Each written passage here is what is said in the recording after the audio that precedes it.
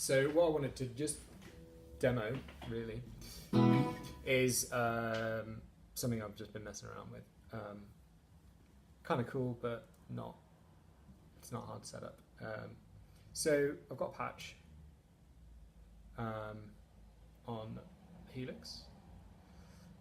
Right now, as you can kind of hear, it's just set up. It's just a guitar patch. Amp, reverb. What I've done is map these controller buttons to the parameters on the Helix, and you can get a kind of interesting synthy, samplery kind of out, but just by messing around with stuff. So as an example, I recorded a loop in the looper. There we go. You might recognise it, kind of that way. Then one of the things that we've got set up is the bit crusher. So I've got this on all the time. And the bit crusher, if you have it on sample rate 48 kilohertz and bit depth 24, doesn't really do anything. However, if you, with the automation, as your sample rate goes down, sounds kind of Super Mario-like,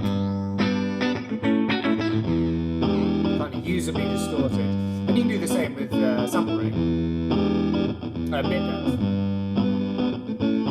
So we go down through 16 bits, 14 bits, 12 bits, the holy grail of sampling. Down to 8 bits, now it's properly Nintendo-like. And then beyond that, it's just gritty. 1 bit on or off, just PWM. So far so good.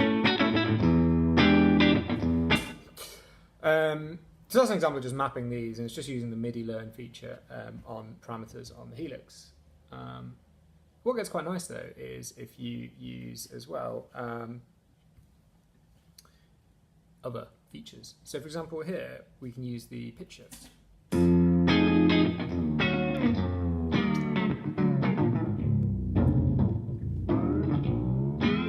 Yeah, really nice kind of tape playback kind of effect.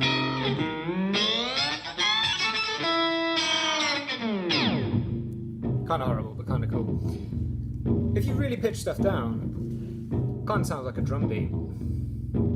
You know, if we kick on some distortion as well, it's starting to sound cool. And then if we bit crush, back to the bit crusher.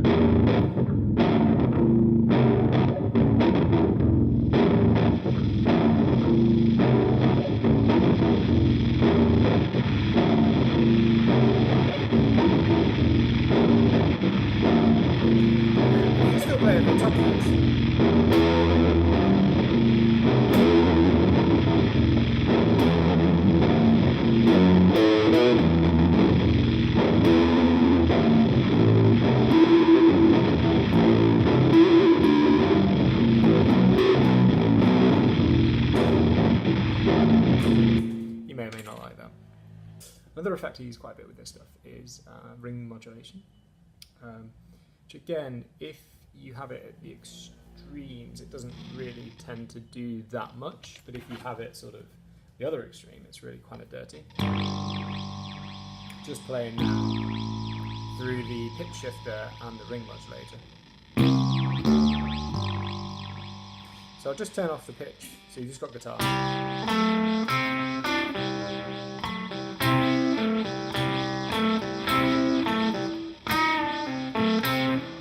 It's kind of weird, like, I mean, what is that? It is kind of hard to hear. So again, if you whack a loop, as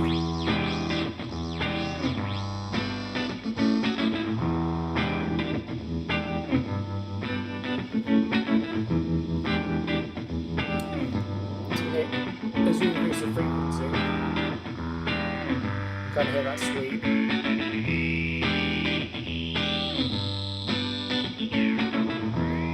The AM frequency can see as the carrier it's on. And the LFO rate just modulates that.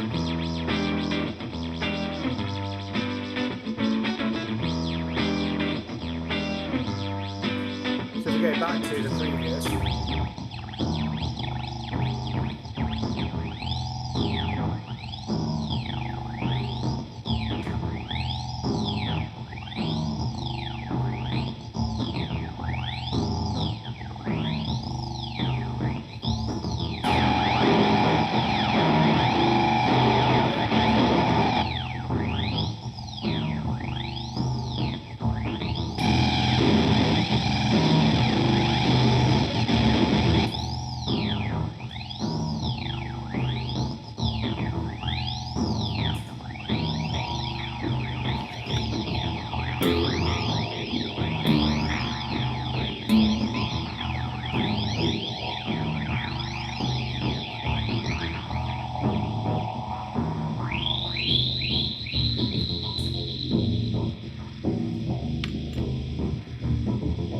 as soon as you get some delay going on.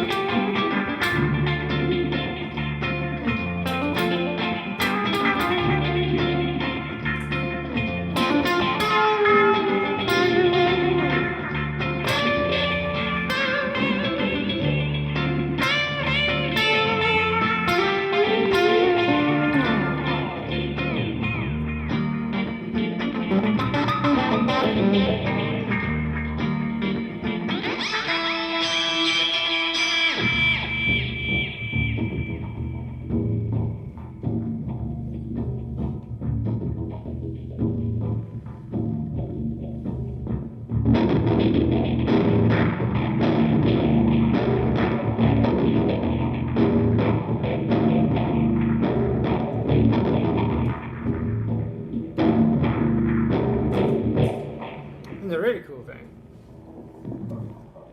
is on the circuit, you can automate all this.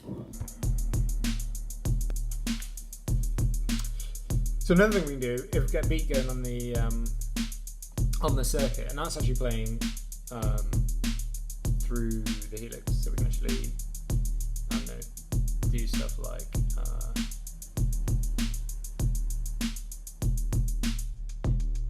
put distortion right there if we want to.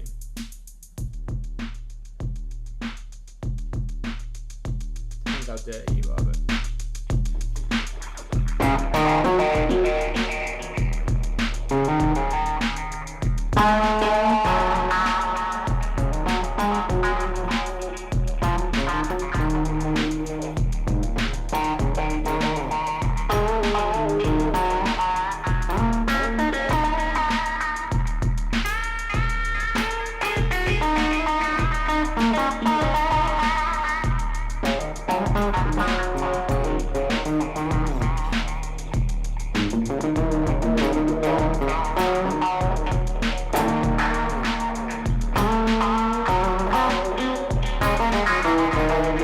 so an important thing to know is that the circuit doesn't output automation over MIDI, except on the USB interface.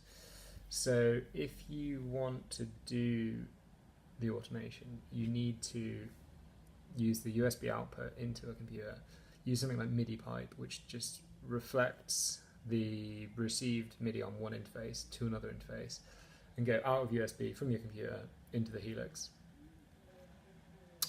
If you've got everything hooked up by USB anyway, it's no particular hassle. Okay, this is going to get crazy.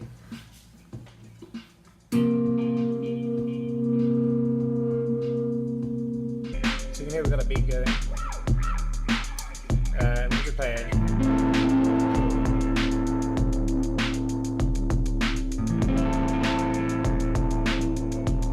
I'll just record it as a loop.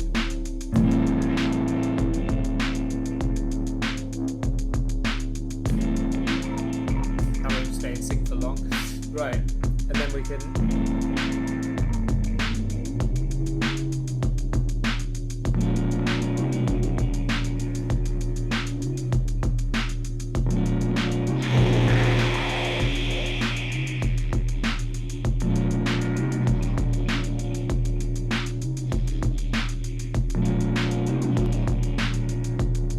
Be able to see on the Helix at this point that the pedal position of the whammy is all over the place.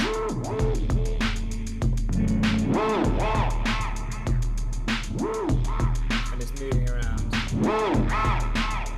roughly in sync with the beat. So doing a little bit of automation on the pick depth. And of course on the circuit we can do longer patterns. So right now we're just doing we can do up to 32.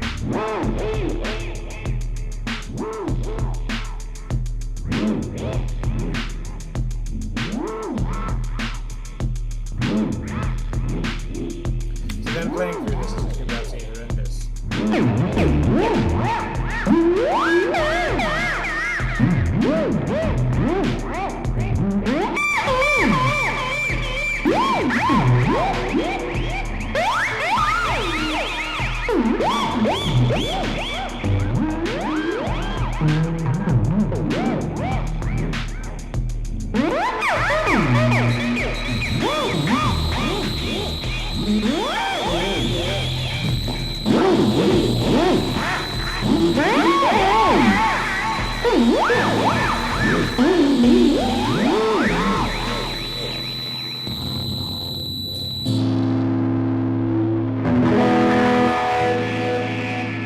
So yeah, that was pretty crazy. I mean, with